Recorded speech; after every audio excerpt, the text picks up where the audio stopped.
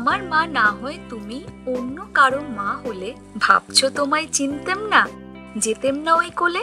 রবি ঠাকুরের অন্য মা কবিতার মতো দিনের ৮ ঘন্টা এনারাও হয়ে যান অন্য কারো মা।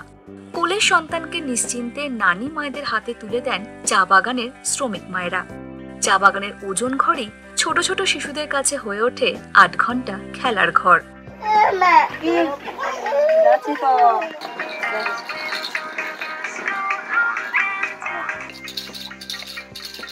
টিনের চালে একটি ঘরের শাড়ির ভাঁজেই দিনের বেশিরভাগ সময় ঝুলে থাকেন কচি কাচারা, যেন মায়ের গায়ের সেই গন্ধ মিশে আছে শাড়ির ভাঁজে ভাঁজে।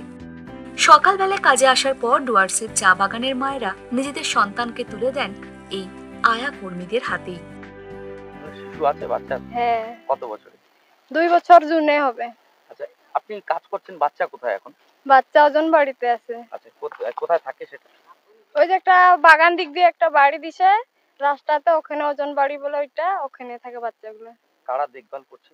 2টা আয়া দিদিগুলো আছে। ওরা কেমন করে দেখে? ওরা কেমন করে দেখে, আমরা কেমন করে দেখি ওরকম করে দেখে। ভাতগুলো খাওয়ায় দেয়, বিস্কুট টিস্কুট দুধ সুদ সব খাওয়ায় দেয়।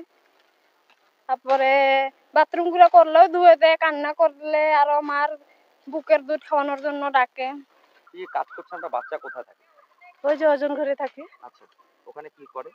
কি করে এখানে 2টা আয়া আছে, ওরা দেখে দেয়। এখানে যখন কান্না করে তখন ডাইকে দেয়, বাথরুম সাথরুম করে তখন ওরা ধুয়ে দেয়।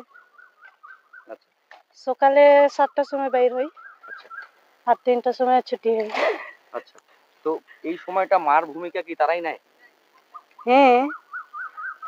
মার মতোই দেখে নাকি? হ্যাঁ। কি কি করে? মানে তুমি বাড়িতে যা করো ওরাই তাই করে? হ্যাঁ।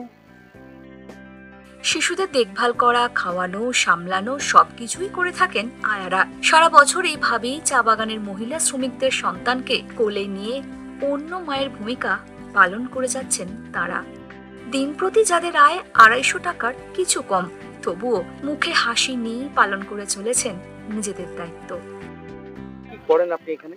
এখানে বাচ্চা দেখি, মাগুলো ছেড়ে চলে যায় পাতা তুলতে, তখন দুধ খাওয়াইতে, কান্নাকাটা করে তখন দুধ খাওয়াইতে আসে। ওর বাচ্চাগুলোকে ভালো মতো রাখি আমরা। কেমন লাগে? ভালো লাগে দেখতে। আপনার বাড়িতেও তো বাচ্চা আছে নাকি? আছে। তো এটাও তো আপনার সন্তানের মতো নাকি?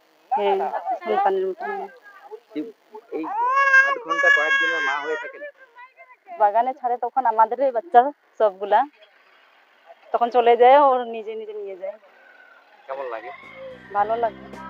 সকাল থেকে দুপুর পর্যন্ত টানা কাজ করার পর ফের সন্তানকে পিঠে বেঁধে সাইকেল চালিয়ে নিজেদের গন্তব্যে পাড়ি দেন মা চা শ্রমিকেরা।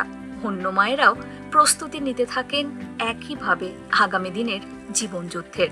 তাই মাতৃত্ব দিবসে চা বাগানের অন্য মায়েদের কর্নিশ ইটিভি ভারতের তরফে।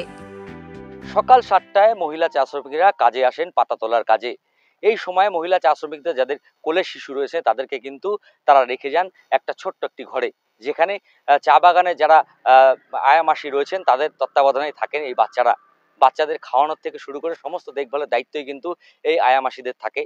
বিশেষ করে যেটা বলা যায়, এই আয়া মাসিরাই কিন্তু 8 ঘন্টার জন্য হয়ে ওঠে বাচ্চাদের মা, এমনটাই জানাচ্ছেন চা শ্রমিকরা। জলপাইগুড়ি থেকে অভিজিৎ বোস, ইটিভি ভারত।